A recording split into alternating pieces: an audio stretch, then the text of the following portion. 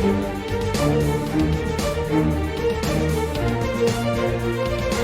creo que tengo otra. Señores, buenas noches. Soy Luis Novarecio. Hasta las 22 los vamos a acompañar con Rosario Ayerdi, Nacho Ortelli y Martín Angulo. Como lo dijimos, hoy está en vivo el expresidente de la Corte y actual ministro de la Corte Suprema de Justicia de la Nación, Ricardo Lorenzetti, tras la elección de Horacio Rosati como titular del máximo cuerpo de justicia de la Nación. Parece que es muy interesante escuchar la palabra de Lorenzetti, que acaba de publicar un libro sobre el medio ambiente, así que estaremos charlando. Mucho para decirles. Nacho Ortelli, ¿por dónde vamos a ir nosotros? Vamos a hablar, Luis, del objetivo que se puso el Frente de Todos para mantener el quórum en el Senado. ¿A qué provincias apunta el Frente de Todos? ¿Qué está haciendo para lograrlo? Y los anuncios que se vienen. Mi querida Rosario Ayerdi, ¿por dónde vamos? 15 días después de la derrota se levanta el cepo de las exportaciones de la carne. Te voy a contar por qué, cuál es el objetivo de poner a los gobernadores que habían sido derrotados en la foto. Bien, Martín. Vamos a hablar de una pelea de Macri versus Macri. Mariano Macri, uno de los hermanos del expresidente de la Nación, Mauricio Macri, va a pedir ser querellante en una causa para investigar a su hermano Mauricio Macri. Bueno, lo decíamos al comienzo en el pase con Carlos Campolongo, el escándalo que se provocó cuando los hinchas iban a retirar el permiso para ingresar a las canchas. Dos de Independiente, dos facciones de la barra, y lo digo bien, facciones de la barra se enfrentaron. Marcelo Padovani está en uno de los puntos de trabajo. Hola Marcelo, buenas noches. Sí. ¿Cómo estás, Luis? Buenas noches. Estamos en la comisaría primera aquí de Avellaneda. Vamos aquí, Luis, porque acá están los detenidos, 19 detenidos en total que ha traído la policía de la provincia de Buenos Aires. Mira, lo que estás viendo, Luis, las dos camionetas, en estas dos camionetas de la policía van a ser trasladados de un momento a otro todos los detenidos que, según nos anticipaba uno de sus abogados, van a ser indagados en el día de mañana. Por aquí había un abogado que representaba a 5 de los barras. Bueno, como bien decía, es una pelea que se registró a pocos metros de la sede allí del Club Independiente, cerca de las 3 y pico de la tarde, 4. Esto provocó además un susto grande en un colegio cercano, Luis, claro, en el Pío 12. ¿Por qué? Porque se escuchaban detonaciones. Los comerciantes, no sabés cómo estaban, estuvimos a la tarde allí, los comerciantes estaban aterrorizados por este enfrentamiento entre las facciones de la barra con, bueno, palos, piedras, balas, han secuestrado armas. De hecho hay carátulas de daños graves, de intento de homicidio, de resistencia a la autoridad. Bueno, algunas de las causas por las que están acusados los barras que están aquí adentro. A ver, Luis, me voy a asomar a ver si podemos... Permiso, vení. Mira, te voy a mostrar el auto. A ver, le voy a pedir permiso a los colegas. Sí. Mira, este es el auto, Luis, un Mercedes-Benz, Mercedes-Benz. El señor Barra... ¿De quién suponés que es este Mercedes-Benz? ¿Este es un señor Barra? Sí, el Mercedes-Benz. Sí, correcto. De un señor Barra llamado Loquillo, o apodado Loquillo, que es uno de los líderes de la barra de Independiente en estas horas. Mirá, acá también, este auto también es de 2 de los detenidos, y el que está atrás también, es un auto Bordeaux. Bueno, así está la situación. Están los autos, por supuesto, secuestrados aquí a las puertas de la comisaría, el operativo de seguridad, que yo no sé nada de autos, cuando se van a trasladar detenidos. ¿no? Sí. Mira, justo está apareciendo la mosca. La mosca es ese cosito que está ahí a la derecha con el anuncio de Babio Checopar, que es el que más sabe de autos de acá del canal. Pero vos tenés idea, porque digo, el señor Loquillo, cuando va a un hotel, pone profesión, ¿qué pone? No pone barra brava, pone alguna actividad. ¿Sabemos a qué se dedica en su actividad personal, Loquillo? La verdad que no, Luis, no lo sé. Porque debe costar unos pesos. ¿Vos sabés algo de autos, Marcelo? Unos dólares, ¿no?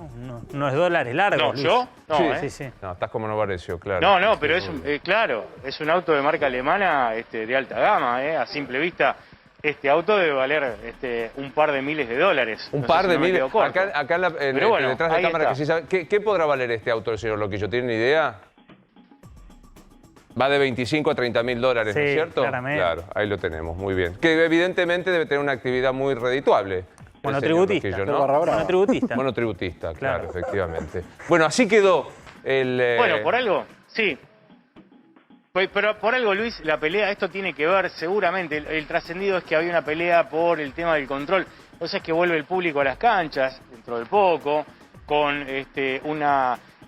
presencialidad que se va a ir incrementando. Bueno, vos sabés que además, Luis, que alrededor de los partidos hay negocio de qué, y de venta de cosas, de venta de entradas, de venta de otras cosas. Bueno, por allí va la cuestión que está investigando la justicia, veremos cómo sigue. Por ahora, el dato concreto, aquí hay 19 detenidos, van a ser trasladados de un minuto a otro aquí en estas dos camionetas de la policía de la provincia de Buenos Aires, y mañana, Luis, mañana miércoles, si no me equivoco, van a ser indagados por la justicia acerca de estos incidentes que provocaron pánico aquí en esta zona de Avellaneda.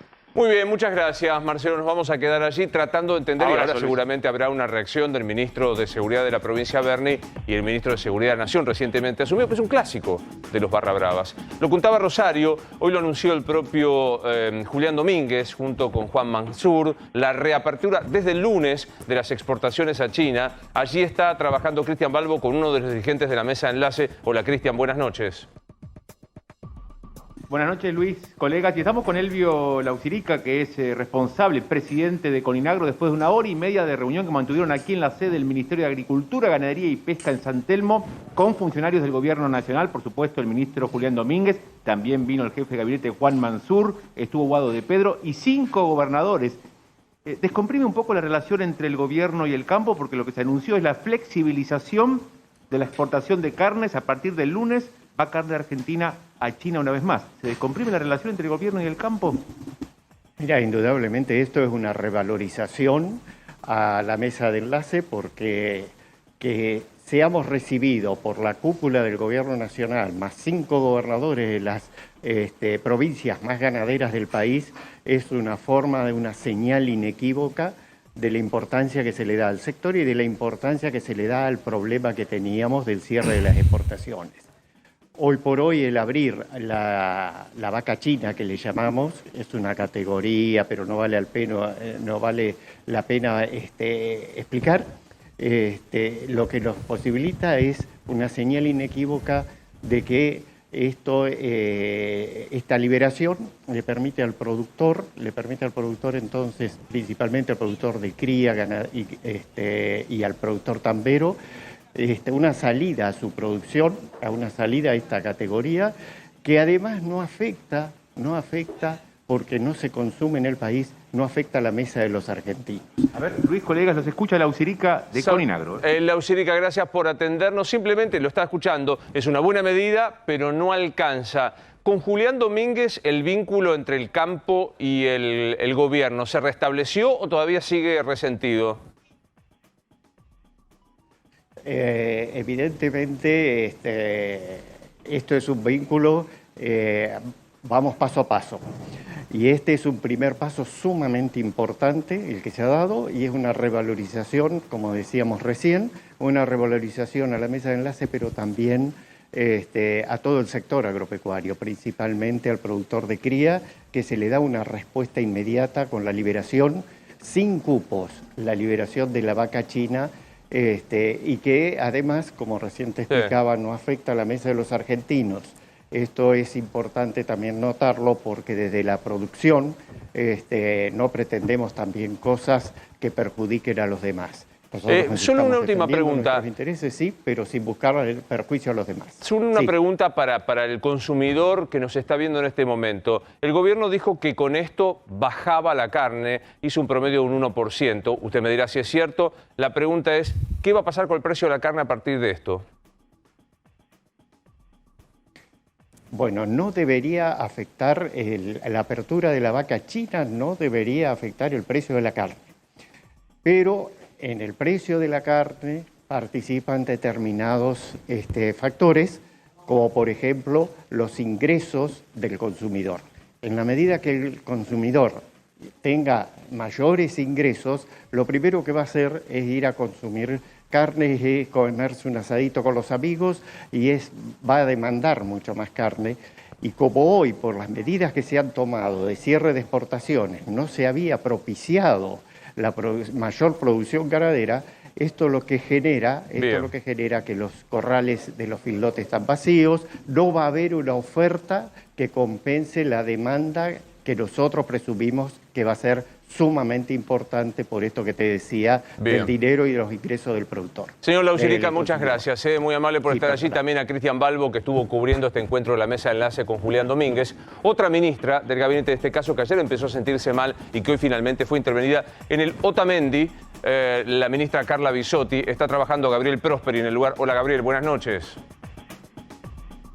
Buenas noches, Luis. Efectivamente fue intervenida esta tarde la ministra Carla Bisotti en este sanatorio por una apendicitis aguda. Eso dice el parte que hace minutos justamente divulgó la dirección de este nosocomio en el nombre de Marisa Lanfranconi, que justamente es la directora del sanatorio Otamendi. La ministra se descompuso esta mañana, sintió un dolor muy fuerte, la tuvieron que trasladar de urgencia aquí, se le hicieron los estudios previos pertinentes y luego se la sometió justamente a una operación por esta apendicitis.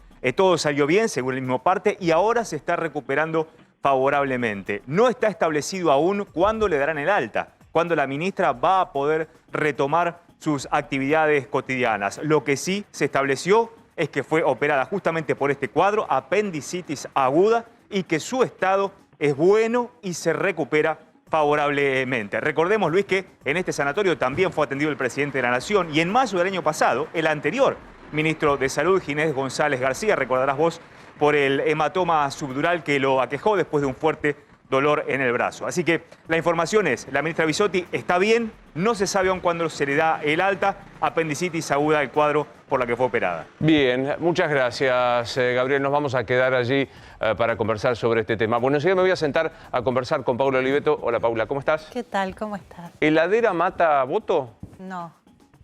Dignidad se impone a la compra del voto. ¿Estás sintiendo que, bueno, lo dijiste, hay una compra de votos con la heladera, la apertura de carne, las empleadas domésticas, y así sucesivamente? Sí, como si la Argentina en 15 días cambió. O como si las personas que ahora buscan proteger no tenían necesidades antes de las elecciones. Y eso se nota.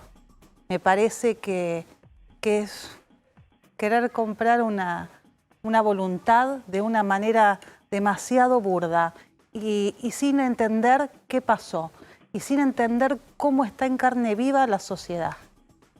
En el medio pasan temas, ¿no? Insisto, ahora me voy a sentar a conversar con Paula Oliveto. Digo que yo insisto que la Argentina tiene esta capacidad de narcotizarte con información. Sí. O sea, no pasó nada con Olivos, no pasó nada con el vacunatorio VIP, no pasa nada con Fabiola, no pasa nada con Isi, no pasa nada con... Y también pasan otras cosas, digo, la FIP deja de querellar a los evasores. Vos has trabajado y mucho en este tema. Sí, algunos, a los del poder. Al que tiene el kiosco, al que tiene la pyme, a ese sí le siguen bloqueando las cuentas, querellándolos. O sea, es muy terrible, porque además a los funcionarios de carrera que han hecho las investigaciones en relación a los casos de corrupción, los han corrido, o sea, los han castigado. Bien, bueno, así que me voy a sentar a conversar. Hablemos un poco de esta idea del Senado, Nacho. Sí. Bueno, la idea del gobierno es retener el quórum propio en el Senado. Recordemos, Cristina Kirchner hoy cuenta con 41 senadores. Bueno, teniendo en cuenta al Perovich, que está de licencia por ese escándalo y denuncia por abuso de una joven en Tucumán.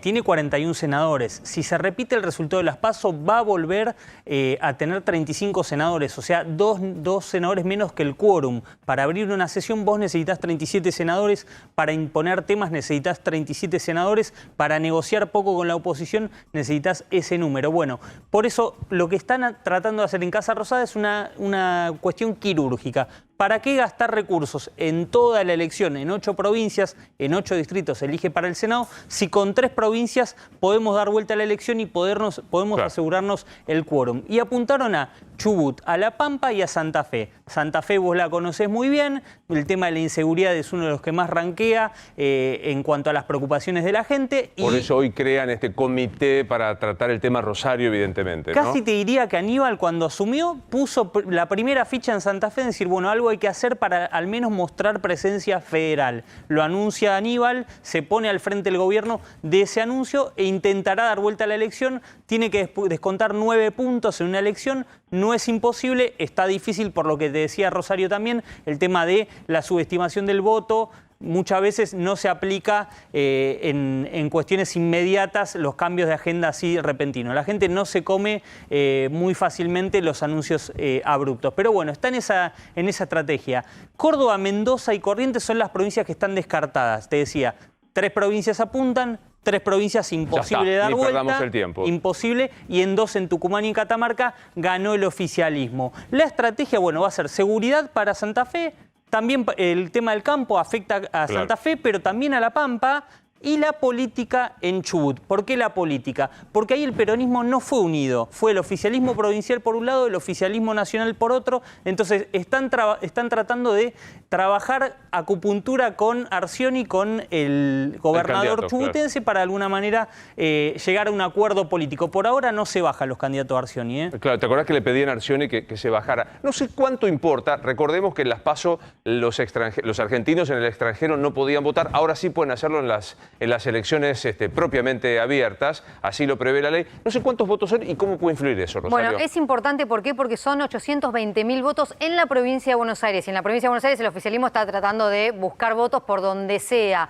Justamente también los votos extranjeros, salvo que pueden votar para legislativas provinciales y para municipales, o sea, no para diputados nacionales, pero es necesario, ¿por qué? Para Axel Kicillof, para que ver si puede mantener o superar algún voto en el Senado, lo cual está muy difícil.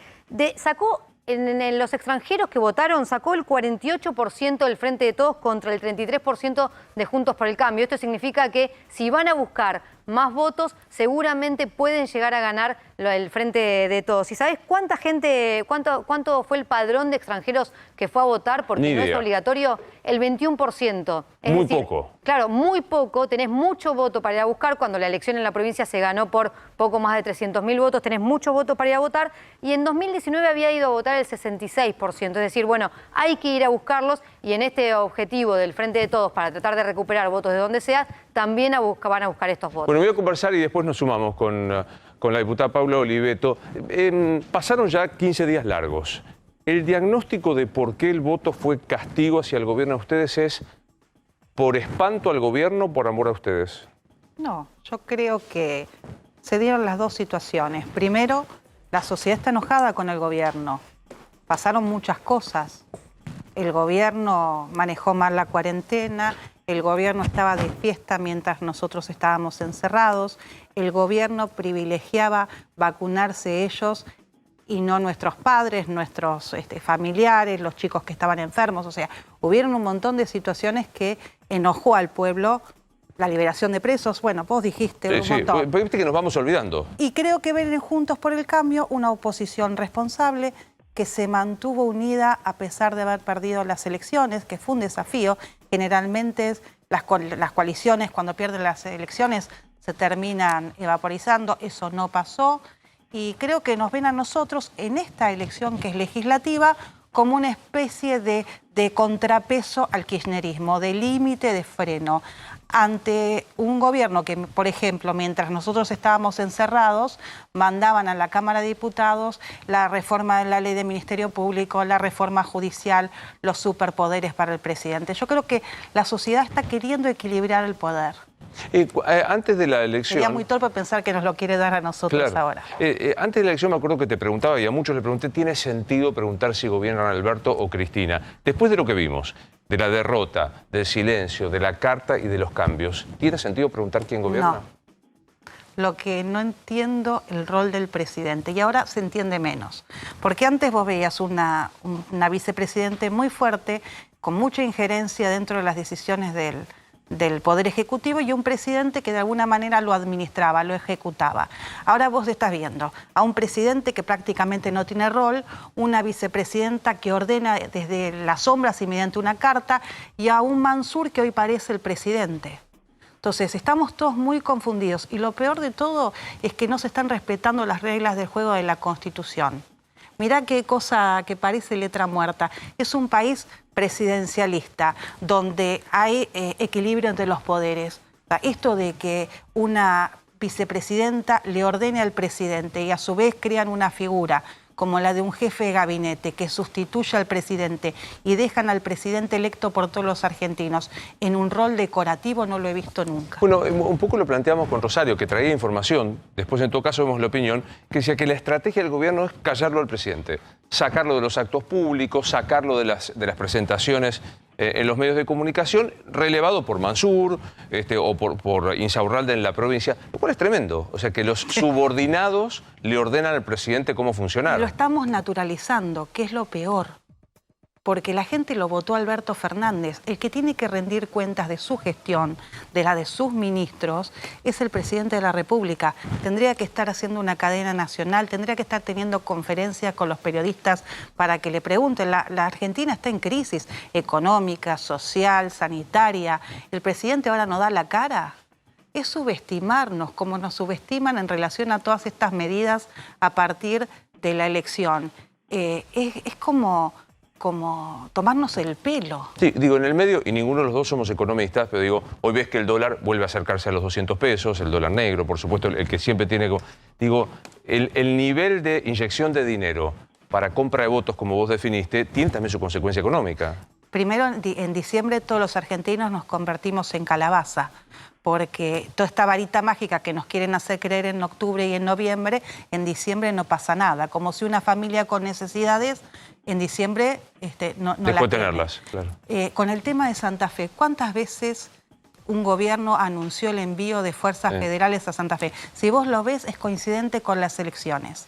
Ahora, lo cierto es que el gobernador, del mismo signo político al presidente, pedía a las fuerzas federales para Rosario y en el medio no se la enviaban y mataban a un testigo protegido de una causa de narcotráfico delante de sus hijos.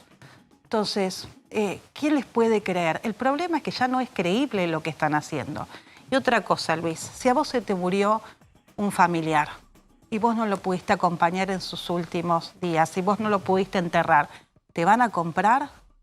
Esa bronca que tenemos todos, ¿te la compran? Si vos tenés un hijo con problemas y tenía que ir al colegio, porque el colegio es bueno, la presencialidad, estar con sus compañeros, el aprendizaje, estuvo 1 año y 8 meses tu hijo sin ir al colegio, ¿te pueden comprar con unos pesitos, como dijeron por ahí? Es creer que somos...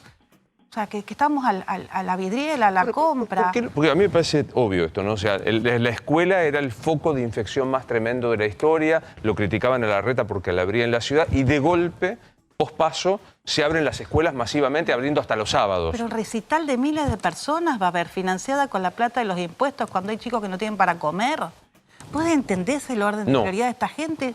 No, es como si la Argentina fuera pan y circo. Escúchame, ¿hay algo más indigno de darle a un chico que el padre no puede comprarle una zapatilla, la zapatilla con el nombre del intendente o de la municipalidad? Avellaneda. ¿Para que estigmatizarlo al pibe? Pues si vos querés darle zapatilla, que sea la zapatilla de la misma manera que tiene el compañerito del banco. Ahora, si vos le ponés que se la dio Ferraresi con el impuesto todos nosotros, ese chico va con vergüenza al colegio porque tiene que demostrarle al compañero que las zapatillas no se las pudo comprar su papá. ¿Qué clase de equiparación de derechos tienen estos tipos? ¿Dónde tienen el corazón? Ferraresi, el mismo que vacunó a Purita cuando no estaban vacunados los de 80 años en la Argentina. Entonces, o sea, ¿sabés qué pasa? El argentino, en general, está naturalizando un montón de cosas que no pueden ser naturalizadas. A mí, viste, vos sos abogada, por lo cual que te haga esta pregunta no tiene ningún sentido. Pero digo, ¿qué crees de verdad que pasa por la cabeza? Porque cuando vos tomás esta decisión, nada, la primera que me viene a la cabeza, Pfizer. No, se vienen a llevar hasta los glaciares, llegué a escuchar, etc. No. Y 8 meses concedes por decreto lo que te negaste antes a discutir en el Congreso sin ninguna explicación. ¿Creen que no se nota? No sé, ¿qué pasa por la cabeza? Bueno, hay una subestimación muy grande de la gente, no entienden de la comunicación. Hoy todos en las redes sociales nos estamos enterando en el segundo de una acción del otro, o sea, eso es algo muy nuevo. Pero tomemos el caso Pfizer, porque ahí también te das cuenta la cachetada. No quisieron la Pfizer porque estábamos en la cuestión geopolítica. Con la vida de todos nosotros jugaron a la geopolítica, Estados Unidos no, Rusia, China sí. Bueno. Después tuvieron el tema de que por qué no Pfizer. Deja de lado que pudo haber alguna negociación entre los estados. Nos decían a los que pedíamos esa vacuna que era la única probada para chicos que éramos visitadores médicos. Nos denigraron y hasta un cantante hizo una canción burlándose de los padres con chicos enfermos que pedían la vacuna porque los pibes estaban encerrados y en algunos casos estaban muriendo. En ese nivel de cinismo, donde una diputada decía ¿para qué quieren la Pfizer?, nos gastaban en el Congreso, aplaudían. Bueno, en ese nivel de cinismo ahora buscan la Pfizer y además quieren que lo tomemos como un logro de gestión. Vos imaginate en qué país vivimos. Sí, Nacho, te escucho. Sí, Paula, se armó toda una polémica respecto al rol de Mauricio Macri pospaso, en algún punto por malas, entienden en Juntos por el Cambio, malas decisiones de apoyo, y apoyó a candidatos que no terminaron ganando. Y en las últimas horas se revivó con una afirmación de Martín Tetaz, que él dice que fue sacada de contexto, que él dice que no es el líder de Juntos por el Cambio. ¿Qué rol tiene que tener Macri después de las PASO en las que pareciera que los candidatos que eligió no lograron imponerse? Y si vos lo tendrías ahí como un asesor de lujo de los futuros candidatos a presidente. Yo creo que un tipo que fue presidente tiene experiencia y vos lo tenés que tomar como un asesor. Para mí es una voz válida. No sé, yo cuando lo veo en las reuniones con la gente de la dirigencia de Juntos por el Cambio, todos lo saludan, le preguntan. Yo no veo eso que algunos dicen en la tele. Adelante de él no lo hacen, por lo menos. No se le animan, decís vos. No. Es interesante, son valientes en la cocina. Sí, muchos sí. Porque cuando salen a la vereda, no, viste que en la cocina somos todos valientes, salís a la vereda y no pasa nada. Yo creo que, a ver, vamos a ser sinceros, es una persona que formó el PRO, que gobernó la Argentina. Para mí es un dirigente muy válido. ¿Cuál es el riesgo de ensoberbecerse, de decir, ganamos nosotros? Nos llevamos, digamos, ganamos en 17 provincias, hicimos todo esto. No, es que no ganamos nada. Nosotros ganamos las PASO. Y ahí la sociedad puso el orden de prelación de los candidatos.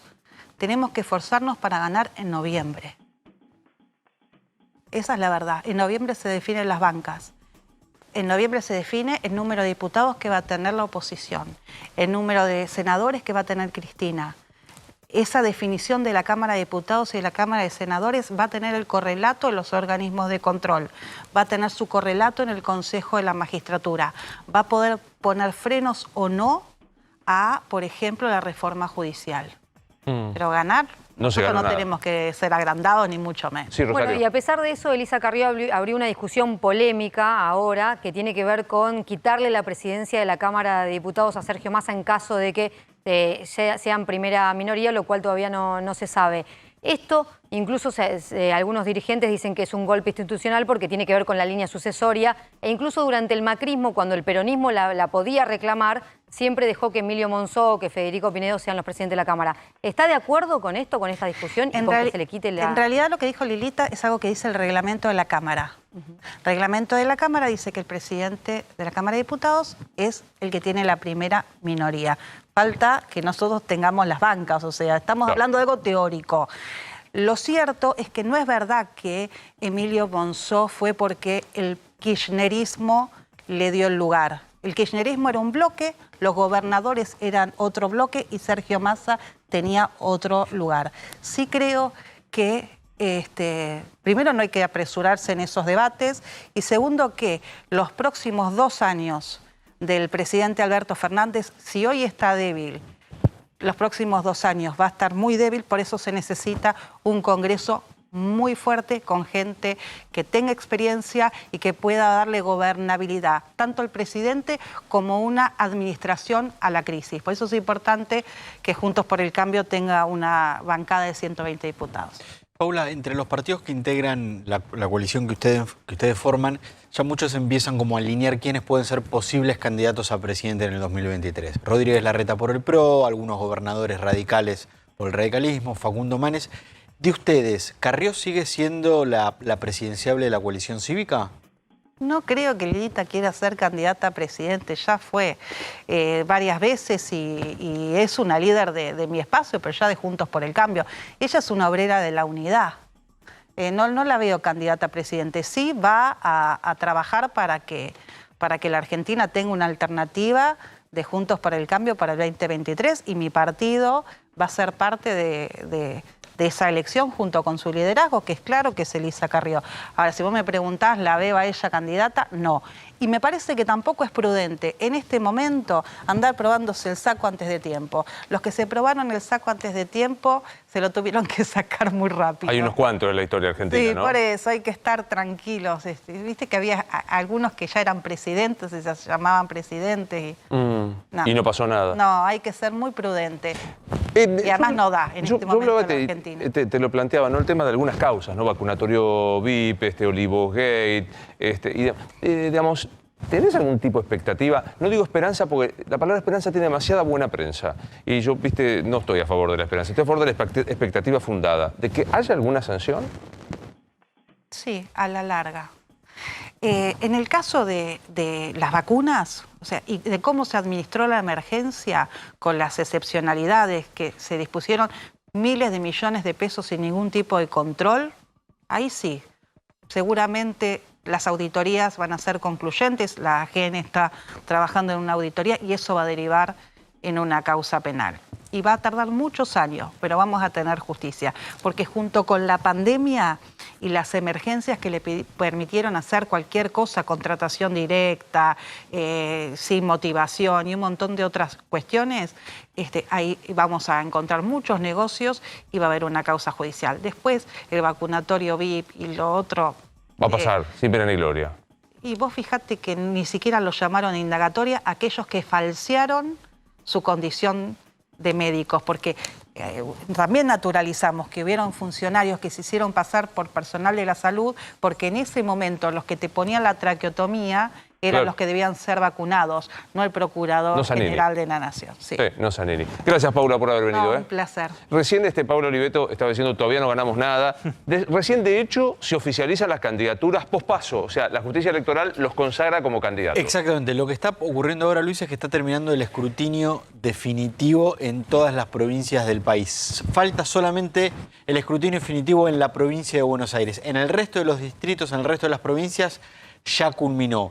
¿Cuándo va a ocurrir esto en la provincia de Buenos Aires? Este jueves. Y este jueves es una fecha importante porque es el plazo en el que vencen, es el plazo legal para que se hagan la oficialización de los partidos que van a competir en las elecciones de octubre. Lo que ocurrió este mes fueron las PASO, ahora van a venir las elecciones de noviembre y ahí es donde van a estar los partidos ya oficializados de los que van a competir.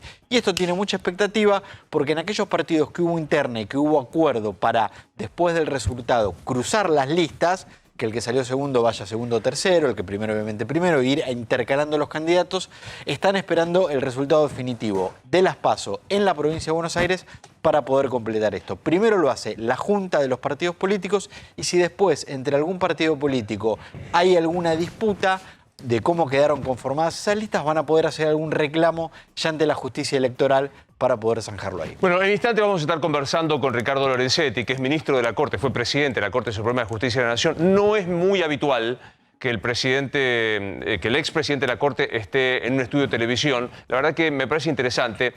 Suelo decir que el Poder Judicial es el que más demanda tiene de transparencia, de ser conocido y sin ánimo de ningún tipo de elogio. La presidencia de Lorenzetti fue, por ejemplo, la que abrió a los periodistas a través del SIG y de las entrevistas la posibilidad de que uno hable con los jueces. Y a mí me parece que, desde ese ejemplo, todos los jueces, todos los funcionarios judiciales, fiscales, defensores y, como no, magistrados, tienen que hablar. Así que me parece que vale la pena que te quedes a escuchar lo que de manera muy habitual va a ser, que es, insisto, un ministro de la Corte Suprema, en la cúspide del Poder Judicial. Va a estar charlando con nosotros enseguida el doctor Ricardo Lorenzetti. ¿Qué error ocurrió en la mesa Juntos por el Cambio que finalmente se supo? Bueno, se terminó el misterio, Luis. Hubo discusiones, hubo hasta memes en redes sociales, hubo acusación a Mauricio Macri en redes sociales. Obviamente un sector kirchnerista le apuntaba a Mauricio Macri por este error. Mirá, no sé si te acordás, en la Mesa Nacional de Juntos por el Cambio... los errores de ortografía. Noviembre con B larga, también había decía institucionalidad sin la D, yo lo digo bien, pero estaba sin la D. Esto se supone que eran apuntes de Macri. Sí, se lo señaló a Macri y estaban obviamente las cargadas dentro de un contexto que el kirchnerismo no tenía mucho para celebrar, que era el post-paso, y se supo quién fue el del error. ¿Hubo alguien que escribe noviembre con B larga e institucionalidad? Muy importante. muy importante. ¿Lo vas a escrachar? No, lo dijo él, así que yo me sumo a su conclusión, bravo, que es el gobernador de Corrientes, Gustavo Valdés. Atentos, porque algunos decían, no, está asumiendo el error para taparlo a Macri. No, mirá la respuesta que da Gustavo Valdés, Luis, que contiene por elevación una crítica. Fui yo. Es un apunte que tenía por ahí. ¿Ustedes no tienen errores de ortografía? De noviembre con B larga, gobernador, nos cae muy bien, todo esto está... Pero noviembre con B larga es bravo, Pero mira que el cierre. Peor es tener un error económico. Bueno. Obviamente el radicalismo quiere tener candidatos propios. En 2023 Pero dice, tuvo el macrismo, Macri, los no errores vuelvas. económicos. Tuvo todo. Claro. El macrismo. Tuvo error económico, error de ortografía, claro. Macri, no vuelvas. Nosotros tenemos candidato propio, está Manes, está Gerardo Morales, está Cornejo, así que nosotros vamos a jugar con los nuestros. Yo trabajé en el programa, la autorreferencia de Mariano Grondona, donde ¿se acuerdan cuando Adolfo Rodríguez de Sá, que asume, escribe petróleo? Sí, sí. Ahí está, mirá, ahí está. Este es el petróleo. Qué malos que son recordando esta cosa, porque después se va a enojar, se llama y se enoja. Le tengo respeto a Rodríguez Sá. Pero así que Valdés dijo que fue él. Lo asumió, así que nosotros lo contamos y le tiró un palo por elevación a Macri, ¿no? Claro, totalmente. Bueno, me voy a conversar con el ministro de la Corte Suprema de Justicia Nacional, el doctor Lorenzetti. Gracias por estar, doctor. ¿Cómo le va? Muy bien. ¿Cuántas veces fue un estudio de televisión en vivo? No, muy pocas. Muy veces, poco. Muy pocas. Muy poco. Tiene que ser... En realidad hace mucho que no. Fui hace más o menos 5 o 6 años atrás. Claro. O sea, tiene que sacar un libro para que lo logremos convencer de que lo tiene ahí. Veo que lo tiene bueno, ahí. traje un regalo, dedicado. Para Muchas gracias. Cuando yo estudiaba Derecho hace mucho tiempo, tengo 57, el derecho ambiental empezaba a ser como una cosa así, larvaria. Hoy es una especialidad y una cosa muy importante. Cuénteme un poco para los que somos legos del tema. Bueno, la cuestión es la siguiente. Yo hace muchos años, más de 20 años, que estoy en el tema ambiental y participo de muchas organizaciones internacionales. Y para nosotros es como un idealismo, es una idea esperanzadora, es un gran cambio. Y la verdad es que cuando yo veo mucho a la gente en nuestro país, hablo con muchas personas, veo tanta tristeza, desesperanza, frustración. Y digo, bueno, me parece que nosotros también tenemos que aportar algo para cambiar eso desde el mundo de las ideas, ¿no? Y entonces escribí un libro para el público en general, tratando de transmitir esa cuestión de que es posible tener un poco más de esperanza en este mundo tan difícil. Y tenemos experiencias concretas. Yo, por ejemplo, me acuerdo siempre cuando nosotros sacamos la sentencia de Riachuelo, en el año 2006, me pidió una audiencia una maestra de una escuela, de unos chicos que vivían ahí, al lado del río, y me dice, mire, los chicos están tristes, contaminación, un hermanito falleció. Y entonces hicimos un programa con ella para cambiar esa frustración en esperanza. Formamos un equipo, ese equipo se llamó Los Guardianes del Riachuelo. Los chicos encontraron ahí un motivo para cambiar esa situación. Los llevamos un día a Luna Park, hicimos un acuerdo con Ciro en un recital de rock que hablaban del agua, de la escasez del agua. Y esos chicos todavía hoy se transformaron en un grupo grande de defensores del ambiente en el área del Riachuelo. Lo mismo sucede en materia de la pandemia, ¿no? Es decir, claro, la visión del ambientalismo es que la pandemia tiene mucho que ver con el deterioro de la naturaleza, es decir, no es un hecho aislado. Cuando nosotros vemos lo que ha ocurrido, es una actitud defensiva, es decir, lo que nosotros hacemos es encerrarnos y lavarnos las manos, que son dos medidas medievales, es decir, son muy primitivas. ¿Por qué? Porque la conducta fue reactiva. En cambio, en el ambiente se dice, bueno, no hay salud humana sin salud en la naturaleza. Entonces la conducta es proactiva, es decir, lo que nosotros tenemos que hacer para evitar que esto se repita el año que viene o ocurra otra catástrofe ambiental, es cambiar la dirección. Si nosotros no cambiamos la dirección, vamos a tener nuevamente lo mismo. Entonces, ¿qué se dice? Acá fue como una guerra, ¿no? Entonces tiene que haber acuerdo de posguerra, acuerdo de pospandemia. El libro se refiere a eso, es decir, no es solo las ballenas o los pájaros, sino que es repensar la orientación del sistema económico, del sistema social y del sistema político. El libro, usted decía, no está destinado a juristas, sino esencialmente al público en general. Al público en general. ¿Me explica entonces con esa claridad qué pasó en la elección del presidente de la Corte para el público en general, que, a los que no vamos al cuarto piso del tribunal? Sí, le explico. Bueno, lo primero que voy a hacer es no echarle la culpa al periodismo, como siempre pasa. Nosotros tenemos que hacer una... No, pero si no le va a echar la culpa al periodismo, no tiene sentido la nota. O sea, normalmente hay que echarle la culpa al periodismo, sí, como corresponde. Claro. No, yo creo que hay que hacer una autocrítica. Creo que acá hubo mucho de rumores que nacieron dentro de la misma Corte. Hoy lo hablamos un poco. Creo que mucho de esto tiene que ver con personas que llevan, traen. Se generó todo un debate acerca de algo que hay que explicar. Yo creo que nosotros tenemos que explicar, por eso también me parece importante, explicar a la sociedad porque la Corte es una institución, por qué pasan estas cosas.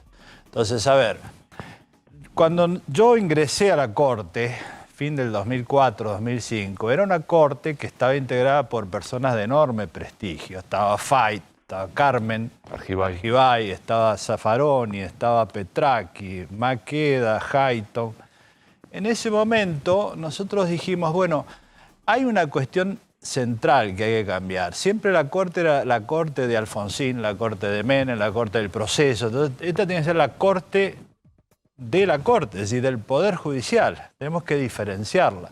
Por eso generamos una presidencia muy activa, de alto perfil, y eso nunca generó conflictos.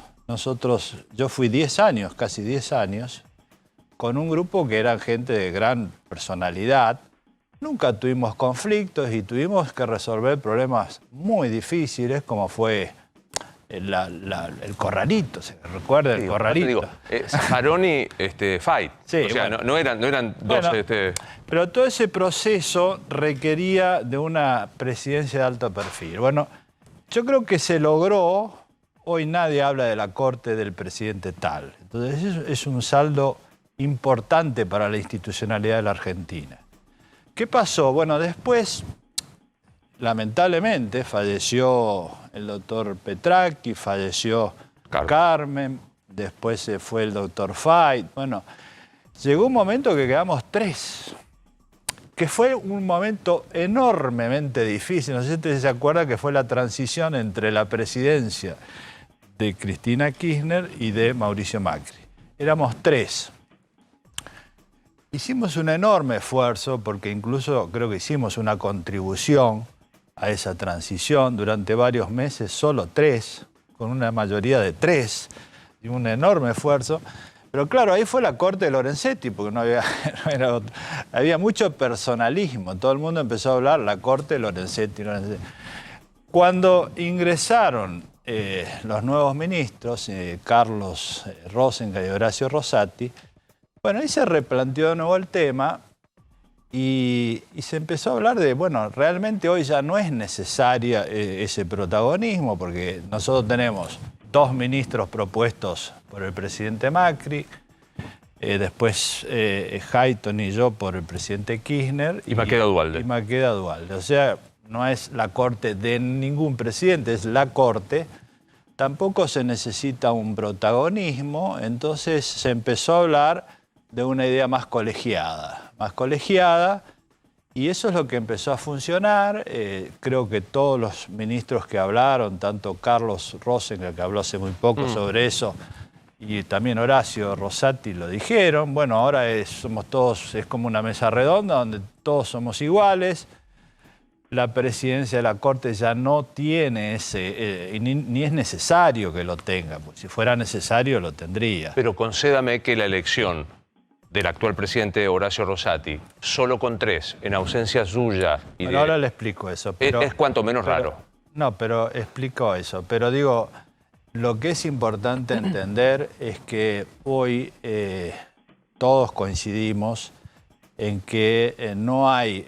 O sea, un cambio de presidente no va a ser un cambio de perfil de la Corte. Hoy dialogamos, hoy mismo nos reunimos, nosotros tenemos...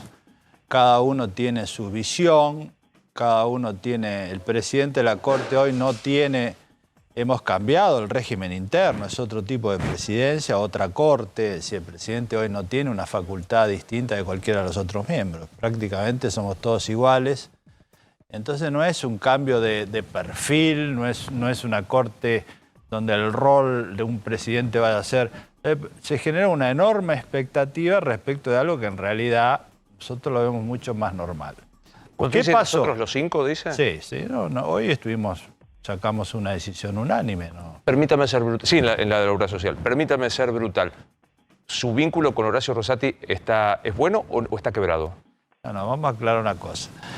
Todos nosotros tenemos ideas diferentes y es bueno que las tengamos.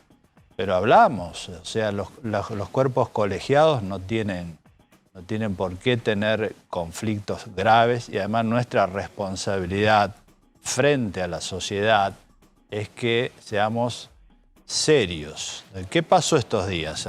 Creo que hay que explicarlo, ¿no? Claro. A mí me parece que nosotros normalmente fijamos los acuerdos normales para decidir la presidencia. En realidad ya se había hablado del tema bastante, no es que sea un tema que no lo conocíamos. Yo represento a la Argentina en UNIDROIT, es decir, las reuniones de UNIDROIT es Naciones Unidas. Yo fui designado por el Estado argentino 2 veces, durante la presidencia de Cristina Kirchner, y entonces uno representa al Estado y después durante la presidencia de Macri, ¿no?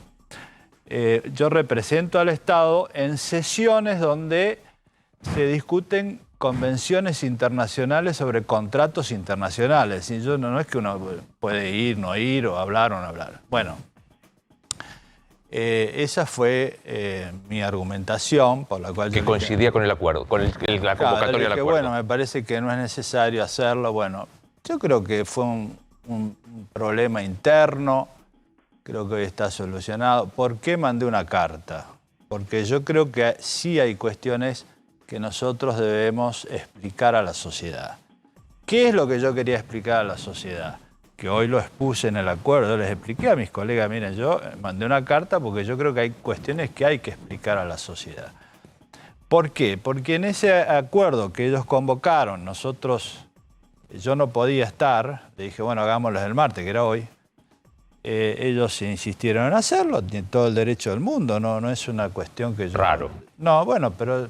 Esto corre por mi cuenta, raro. Pero yo no impugné ni pedí la nulidad de la designación del doctor Rosati.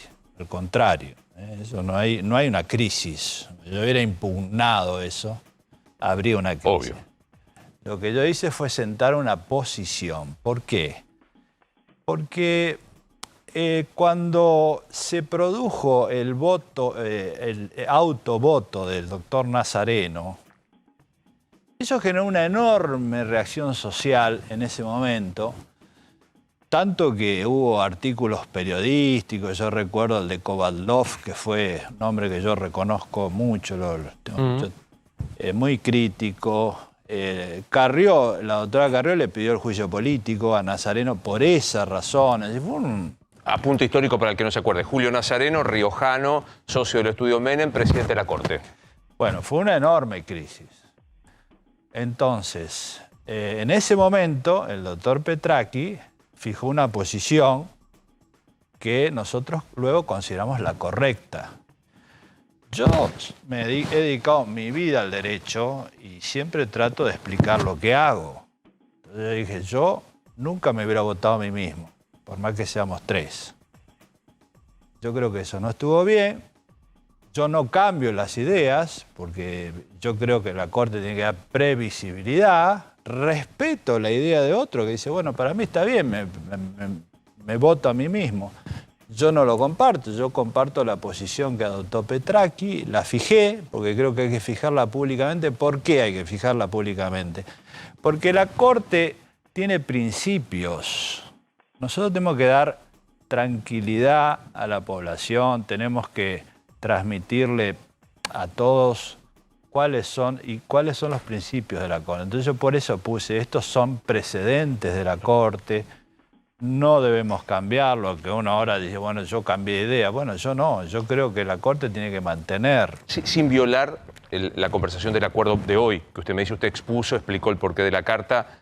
Usted dijo, citó el ejemplo Petraki. ¿Hubo alguna reacción de quien es hoy el presidente diciendo por qué cambió este precedente y se votó a sí mismo?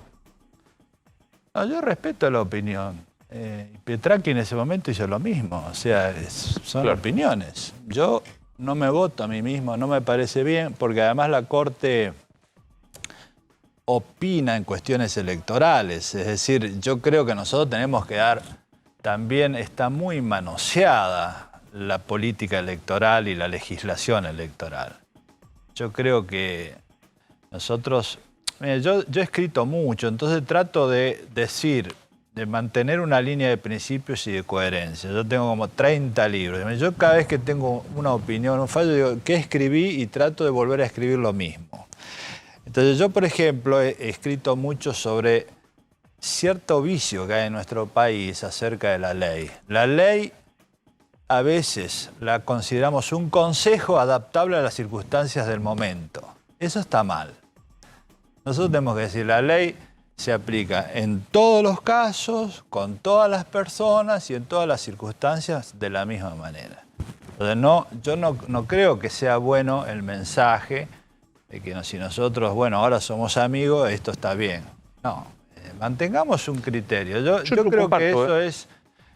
pero bueno, respeto la opinión. Lo que es importante es que esto creo que hay que transmitir pero en primer lugar a la población. La Corte no está en una crisis. No hay crisis en la Corte. No, nosotros vamos a seguir resolviendo. Yo estoy muy acostumbrado a consensuar desde hace 15 años. O sea, por eso conté la historia con todos mis colegas que eran de mucha personalidad, de mucho prestigio. Siempre hemos acordado. Yo recuerdo el corralito, que fue lo primero que tuve que hacer. Lo teníamos al doctor Fay, que decía que había que devolver dólares, y del otro lado estaba Maqueda, que decía que había que devolver pesos. Para llegar a esa conclusión y sacar un fallo donde teníamos una crisis económica en el medio y lograr una solución, fue un enorme esfuerzo. Aparte yo digo... Que hoy la Corte, discúlpeme, yo creo que transmitir primero a la población que la Corte va a seguir actuando, resolviendo los casos. Esto nosotros no lo vamos a paralizar, ni mucho menos. Vamos a encontrar las mayorías, como pasó en la presidencia de Rosenkrantz, como pasó en la presidencia mía. Así siempre vamos a encontrar las mayorías para resolverlos. Hay precedentes de la Corte que uno sigue una línea. Obviamente. ¿Sí? Eso es la Corte. Exactamente. La Corte interpreta la Constitución, eso se va a seguir manteniendo. También creo transmitir tranquilidad a los jueces y juezas, porque nosotros no vamos a cambiar. Es decir, no es que hay un cambio de presidencia y cambia todo. Eso no pasa más. Probablemente, a lo mejor sí, pero no creo que usted tome nota de lo importante que usted está hablando.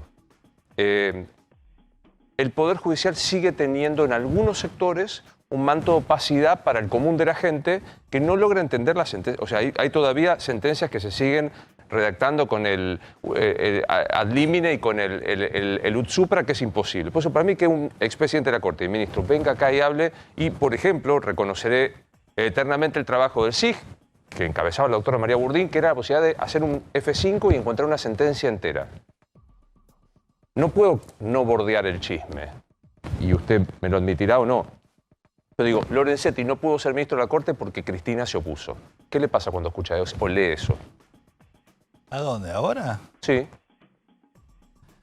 No, yo creo que eso no. Por eso hay mucho ruido, ¿no?, de cosas que se comentan, pero nosotros no tiene nada que ver eso. La Corte, en primer lugar, nuestra responsabilidad es que la Corte sea independiente y que el Poder Judicial sea independiente. Entonces, yo he pasado presidente de la Corte con el presidente Kirchner, con Cristina Kirchner, con Macri, y después vino Fernández.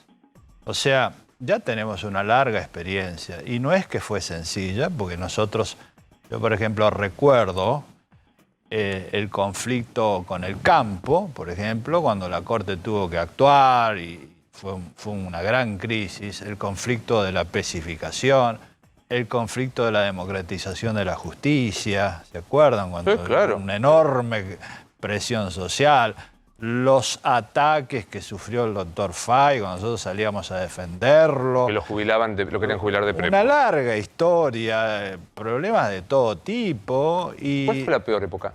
yo siempre me mantuve firme. Mira, a mí yo creo que nosotros tenemos que mantenernos firmes. Lo importante de un juez de la Corte es la templanza. Es decir, acá puede venir cualquiera que diga cualquier cosa, está bien que opinen. Es decir, a mí no me molesta que un presidente diga, bueno, está mal este fallo, pero que la Corte no puede ceder a las presiones y tiene que seguir su línea de precedentes. Esto es básico, esencial. ¿Pero qué le pasa, doctor Lorenzetti, cuando un miembro del tribunal eventualmente acusador dice hay que hacerle juicio político a los ministros de la Corte? Moro. Es una opinión. Si yo le puedo decir, a mí me han atacado de todas las maneras posibles durante 15 años. En todas las épocas. Y a mí, a mi familia, a mis hijos, de todo. O sea, yo creo que eso hemos hecho un enorme esfuerzo para mantener la independencia de la Corte. Entonces yo creo que ese es un logro para mí histórico, la historia lo va a reconocer. La Argentina tuvo muchas situaciones difíciles y nosotros siempre nos hemos mantenido. Yo recuerdo cuando éramos 3 y era el cambio de mando presidencial, fue una situación gravísima, muy difícil. Y yo hablaba con los 2 presidentes salientes y el entrante, tratando... El no bastón, los no tratando de, claro, ¿se acuerdan, no? Claro. Después tuvimos... Servini que fija un... Bueno, sí, muchísimos casos. Y creo que nosotros tenemos que estar por encima de esas cuestiones. La Corte es la última palabra dentro de la institucionalidad del país. Entonces nosotros tenemos que mirar los grandes temas. Me parece que opine alguien y que diga que va a ser un juicio político, bueno, es su opinión. No, Digo, se puede estar por encima de todo. Yo comparto, creo que la Corte, aparte debería ser una institución salida de lo que significan los otros 2 poderes de tanto debate. Yo digo, comparte que se puede estar por encima cuando la elección supone el autovoto del presidente y la ausencia de una de las ministras. En esta elección de presidente... Bueno, nosotros lo que tenemos que hacer en una situación así, opinar. Yo creo que justamente me parece interesante esto que hablaba de la transparencia, que uno tiene que explicar a la sociedad lo que hace. Bueno, nosotros explicamos y por eso escribí una carta pública explicando, pero no significa que yo no admita que hay otra posición y que además la institución está por encima de las personas y nuestra responsabilidad hacia el Poder Judicial y hacia la sociedad es superior a las cuestiones menores, porque en definitiva no podemos perder el tiempo en disputas de poder cuando nosotros tenemos tanta responsabilidad. Entonces, yo por eso hice una pequeña historia. No es la primera vez para mí que tenemos una discusión. Yo he tenido muchas renovaciones de presidente y la verdad siempre fueron bien. Hemos tenido diálogo, hemos tenido discusiones, pero siempre hemos superado. Total. Yo creo que hoy hay que pensar hacia adelante, que la Corte va a trabajar con normalidad. ¿Qué le pasa, doctor Lorenzetti, cuando lee la presidencia actual de la Corte recientemente electa supone una Corte anticapitalista? Yo creo que todo el mundo tiene derecho a hacer su interpretación. Después se verán los fallos.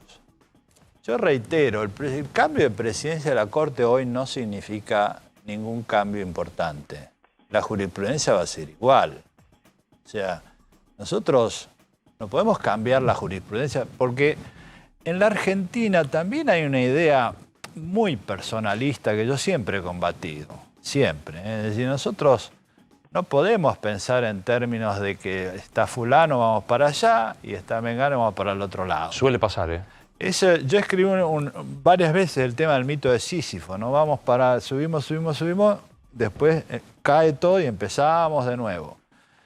toda esa idea del personalismo y de que si viene fulano vamos de una manera y después vamos de la otra, en la Corte no es así hoy. La Corte tiene precedentes. Nuestra responsabilidad es dar seguridad a la gente, a las personas, a los ciudadanos argentinos, respetar nuestras propias decisiones. Por eso yo escribí lo que escribí porque me siento obligado a explicar a la sociedad, como mis colegas también. Es decir... Ojalá. No, bueno, pero ellos lo explicaron, es decir, cuál es su posición. Entonces, pero usted dice el presidente. El presidente Petracchi decía no me puedo autovotar, acaba de ser roto. Bueno, pero es el presidente de Petracchi, o estaba la otra posición. Yo sostuve el precedente de Petracchi. Entonces yo digo, bueno, para mí, votarme a mí mismo es algo que yo no haría porque yo no lo comparto. Otros lo comparten, bueno, son posiciones. Es decir, no es, yo creo que hay que admitir que hay distintas opiniones. La Argentina tiene un problema con los debates. Nosotros pretendemos la homogeneidad cuando no hay homogeneidad, somos diversos. Entonces, yo también escribí mucho sobre eso. Yo aprendí en la Corte, cuando me nombraron presidente por primera vez, era muy joven, y por eso me nombraron, porque era el más joven, y veía gente que yo respetaba muchísimo. Y digo, ¿cómo hago para trabajar acá con personas de tanto prestigio y tantas diferencias? Entonces, conducir la diversidad. Si yo me hubiera inclinado a juntar 2 o 3 para juntar mayoría, hubiéramos tenido una Corte dividida, lo que había sucedido con la denominada mayoría automática. Claro. Entonces yo dije, no, esto lo estudié mucho, leí mucho, me dediqué, lo hablé con mis colegas. Entonces lo que hay que hacer es saber construir en base a la diversidad, construir consensos. Y yo escribí mucho. Por ejemplo, este caso del corralito es un buen ejemplo. Llevar a una posición intermedia desde alguien que dice que dólares y otro que dice pesos fue un enorme trabajo.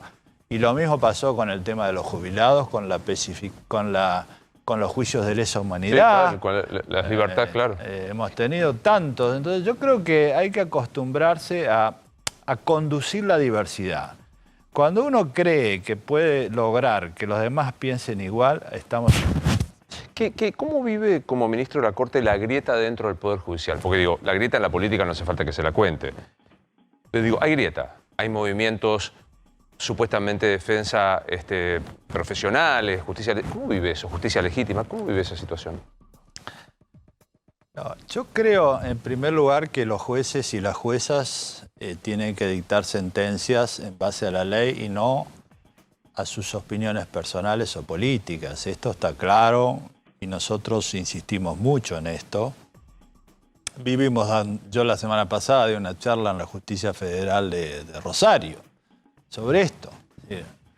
Hay una cuestión que es, digamos, si hay un caso, para explicarlo en la familia, ¿no? A lo mejor hay nosotros dos. Y uno plantea, lo escucha a una persona opinar y pone 10 temas, ya sabe cómo va a opinar esos 10 temas.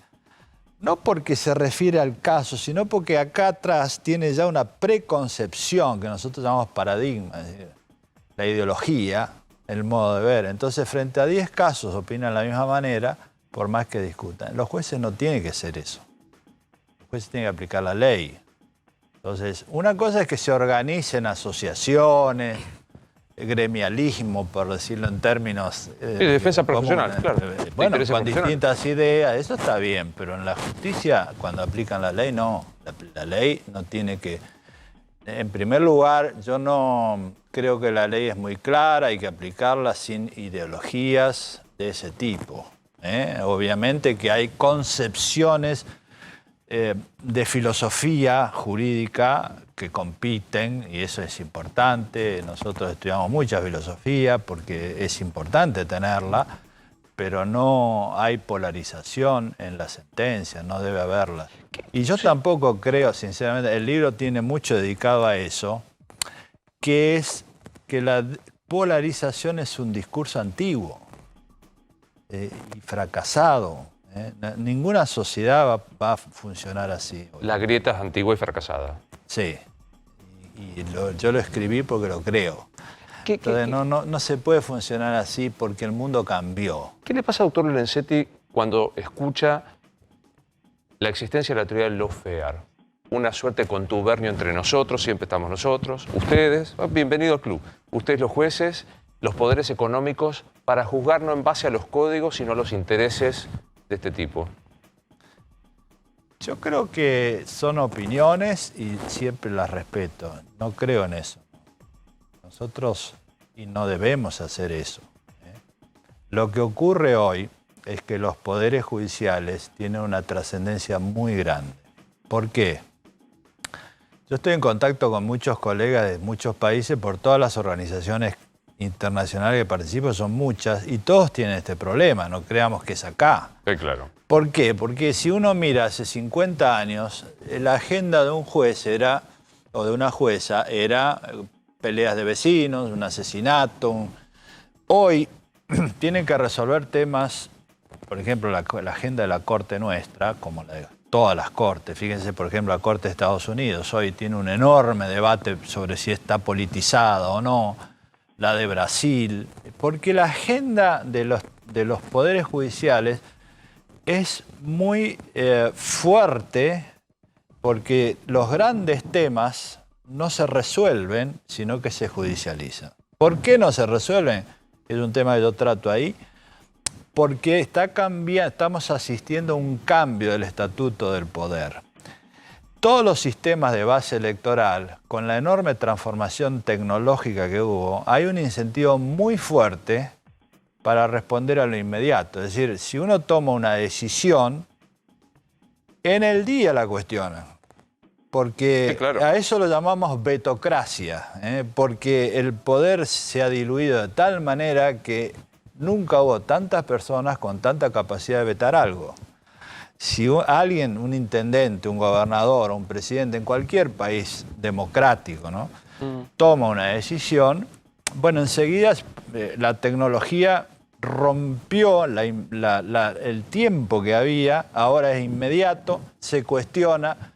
Entonces nadie gana una elección prometiendo costos, tiene que prometer beneficios. Entonces los sistemas de base electoral tienen un diseño institucional hoy en día que está pensado hace 200 años, pero hoy en día, con el cambio que hay, nadie gana una elección de esa manera. Entonces, ¿qué pasa? Los problemas de fondo no se tratan, se trasladan. Van girando, girando. ¿Y dónde van? A los sistemas que Naciones Unidas llama jugadores no ortodoxos. Es decir, dentro de eso está el Poder Judicial, el periodismo y las organizaciones de la sociedad civil. ¿Por qué? Porque no tienen base electoral y entonces pueden imponer costos actuales para beneficios ocultos. Es decir, yo puedo sembrar el árbol ahora que no me va a dar sombra. Le va a dar sombra a mis hijos, a mis nietos. Entonces, este es un tema del ambientalismo. Porque provocar hoy, tomar decisiones hoy para que los chicos de las generaciones futuras, nuestros jóvenes de hoy, tengan una vida mejor, es nuestra responsabilidad. Y si pensamos en términos electorales, no lo hacemos. Le voy a pedir su amabilidad, voy a hacer una pequeña pausa para terminar la nota después de la pausa, pero dos cosas de lo que me quedan. No está quebrada internamente la Corte Suprema de Justicia, ¿digo bien? Sí. Bien. Hay una buena relación de funcionamiento. La Corte garantiza el funcionamiento. Pero, por supuesto, nosotros tenemos, y aparte es nuestra obligación, ¿no?, frente a la sociedad. Y la otra, usted dijo, me he dedicado toda mi vida al derecho. Siempre que aparece su nombre dicen, porque se quiere dedicar a la política es el presidente. De 0 a 10, ¿cuánto de disparate es eso? Tiene mucho que ver con lo que pasó. Esta idea del alto perfil durante 10 años. ¿Por qué? Porque nosotros queríamos, fíjense, por ejemplo, Estados Unidos, que tiene muchas... Nosotros tomamos la Corte de la Corte de Estados Unidos. En Estados Unidos, el presidente nomina al presidente de la Corte como presidente de la Corte toda la vida. Entonces, se llama la Corte de Roberts, que hoy es el presidente. Y Roberts es presidente de la Corte de por vida. Eso para diferenciar de la Corte del presidente. Claro. Por eso nosotros hicimos la Corte Lorenzetti muchos años. Sí, claro. Pero eso se terminó ya. Y cuando éramos 3, bueno, estaba yo solo. Entonces, todo ese alto perfil que fue necesario muchos años, obviamente es un alto perfil que me vinculó mucho a la política y además hubo momentos que era necesario el alto perfil. Porque cuando hay que defender al Poder Judicial, cuando hay que defender principios republicanos de división de poderes o derechos humanos de la sociedad, o las libertades, o luchar contra la discriminación, a veces es necesario hablar y decir cosas fuertes, más allá de las sentencias, cuando uno tiene una responsabilidad institucional. Ahora, eso no es dedicarse a la política, porque en definitiva la política es dedicarse a presentarse en las elecciones. ¿Y usted no aspira a eso? No. Me voy a la pausa y 3 minutos. ¿Ampliar la Corte, como insisten algunos, el número de los miembros? Bueno, siempre fue una discusión, hasta ahora no se ha planteado. Y nosotros... Hay mucha confusión, no sé el tiempo que tenemos. El que necesite, el que necesite. Porque nuestro modelo es el de la Corte de Estados Unidos. Esos modelos son de cortes de pocos miembros. Estados Unidos tiene 9, la Argentina tuvo 5, después 7, 9, volvió a 5. Pero pocos miembros. Otros países, por ejemplo Brasil, tienen salas, claro, o los modelos europeos, claro, tienen una corte de contenido político, que son denominados tribunales constitucionales, y luego tienen una Corte Suprema que la llaman así, pero en realidad es un tribunal de casación. En nuestro sistema no se puede nombrar una corte de 30, 40 miembros. Es una corte de 5, o de 7, o de 9. Esos son los modelos que hay. Entonces, ¿por qué? Porque la Corte, ¿qué hace? En realidad, en Estados Unidos la Corte recibe 10.000 peticiones al año y resuelve 200 casos. Le dice, mire, todos estos no, yo voy a opinar en estos. ¿Por qué? Porque son grandes faros. La Corte tiene que iluminar a la sociedad. Son como estrellas, ¿no? Para decir, bueno, esta estrella, esta brilla, esta no, para que la sociedad vaya por este camino. O sea, grandes lineamientos. Por ejemplo, nosotros...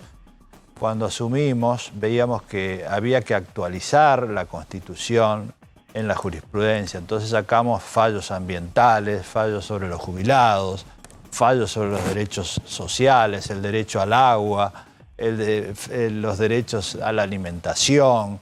O sea, grandes lineamientos. Y después hay 10.000, 15.000 o 20.000 peticiones y decimos, miren, no, estos son fórmulas. ¿Qué significa?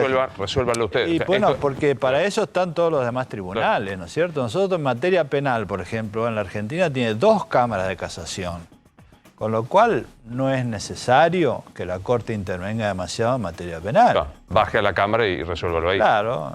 ¿Me aguarda 2 minutos de reloj? Sí. Pequeña pausa. Estamos hablando con Ricardo Lorenzetti. Yo me atrevo a decir la primera vez que viene a un piso en vivo a hablar a la tele y saludo esta actitud, que un ministro de la Corte Suprema dé cuenta de sus actos a través de un medio de comunicación. Pequeña pausa.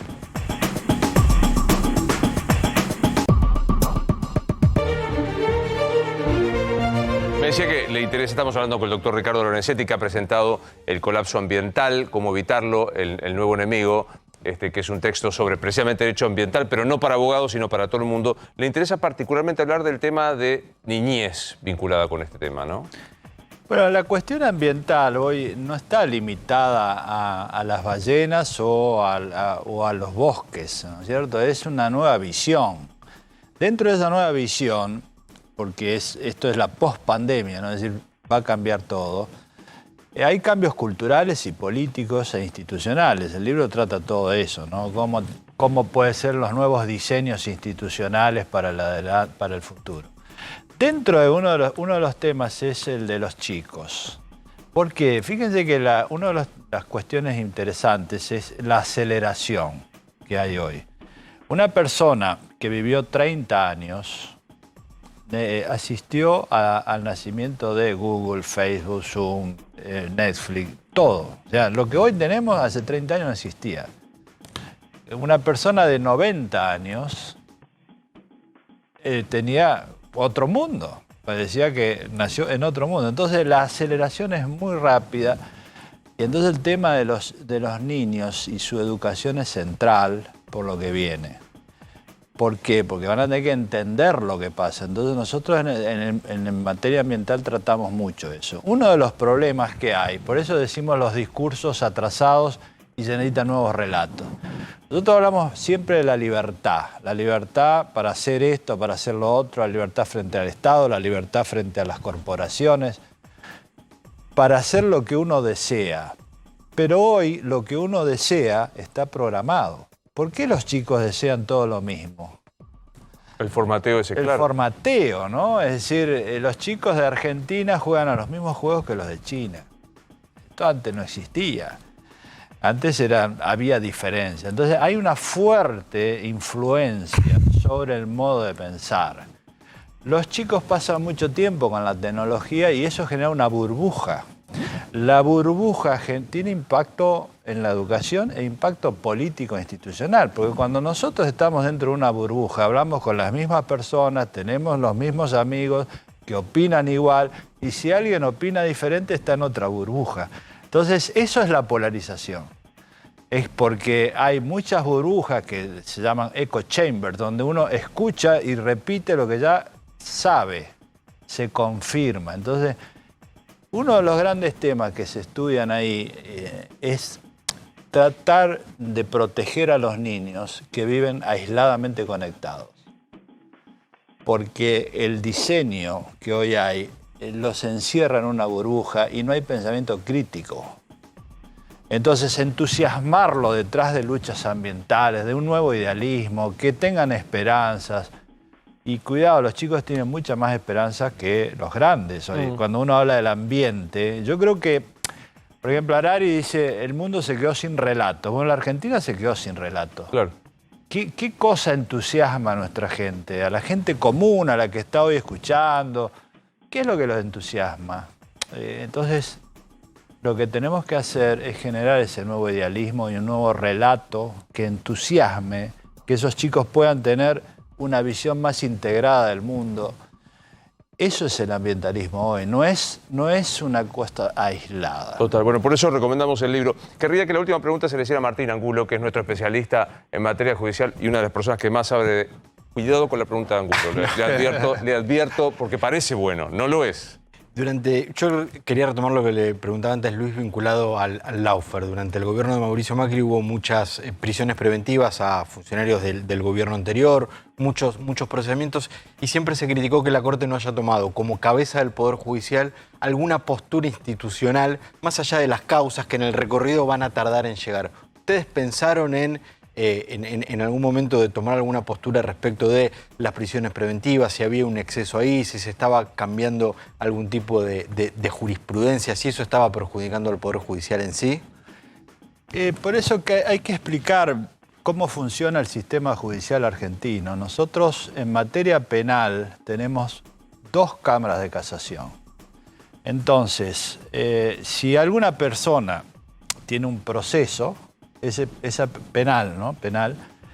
Hay un juez de primera instancia que hace toda una serie de medidas, después hay una cámara de apelaciones que lo revisa y después una cámara de casación que es la que opina definitivamente. Las prisiones preventivas, de acuerdo a la jurisprudencia de la Corte, son sentencias no definitivas. Para que la Corte opine tiene que ser sentencia definitiva.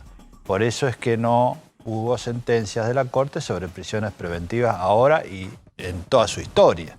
Es decir, claro, este es un problema que hay que tratar de explicarlo. Que no tiene que ver con una decisión política de la Corte, sino del sistema judicial argentino. Bueno, es que para eso hay una Cámara de Casación, porque uno no puede sustituirlo. Yo quiero enviar un mensaje a la gente que nos escucha, digamos, que no son abogados, que está... Digamos, el ciudadano a pie. Que tienen problemas cotidianos.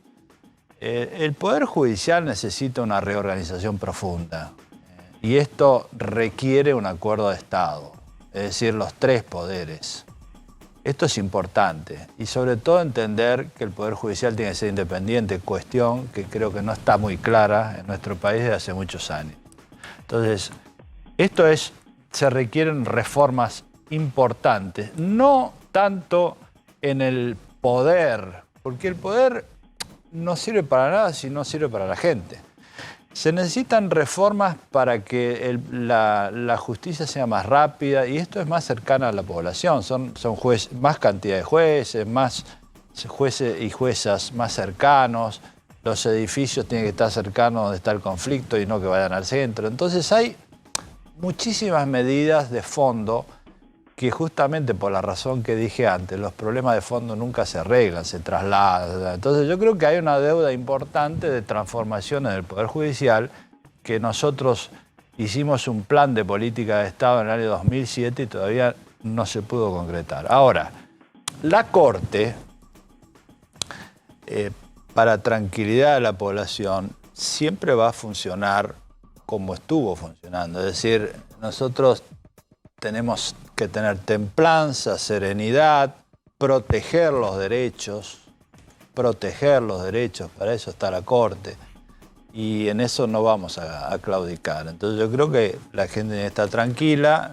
Estas cuestiones que a veces salen, bueno, yo entiendo que además son atractivas, porque bueno, cuando hay un conflicto son atractivas, pero nuestra responsabilidad es cuidar los derechos de las personas y no andar haciendo disputas de este tipo. Creo que esto fue algo circunstancial, pero no es lo que corresponde y creo que tenemos la responsabilidad institucional de que la Corte funcione bien y va a funcionar. Le agradezco mucho, doctor. Bueno, muy amable. Me hago cargo yo del atraso. No sé si habitualmente suelen traer a un ministro de la Corte Suprema a hablar, así que me hago cargo yo del atraso de ninguna manera. Gracias. Vamos a hacer una pequeña pausa y enseguida volvemos.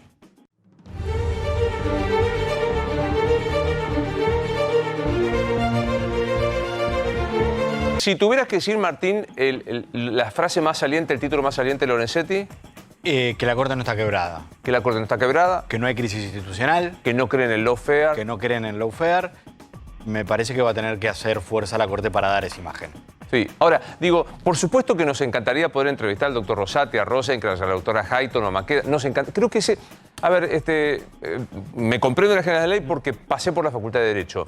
Pero los jueces tienen que tratar de explicar claramente en el lenguaje nuestro lo que están haciendo, más los ministros de la Corte Suprema. Creo que hoy Lorenzetti lo hizo con total claridad. ¿Vieron que no pasa nada? Por eso digo, cuando Martín después tenés un fiscal que no habla, este fiscal que representa a la sociedad, un juez de primera instancia que no explica, claro, no hay que entorpecer el desarrollo del proceso, pero hay que poder explicar. Me parece que esto se trata, ¿no? Obvio, claramente. Sí, yo creo, es más, hasta yo diría que los jueces de la Corte Suprema deberían, como las cabezas de los poderes del Estado, tener la obligación de dar conferencias de prensa habitualmente, que es una obligación por ley. Los jueces de la Corte, el presidente de la Nación, el vicepresidente, los titulares de las cámaras del Congreso, sí, sin duda. Señores, soy Luis Novarecio, nos vemos mañana. Muchas gracias.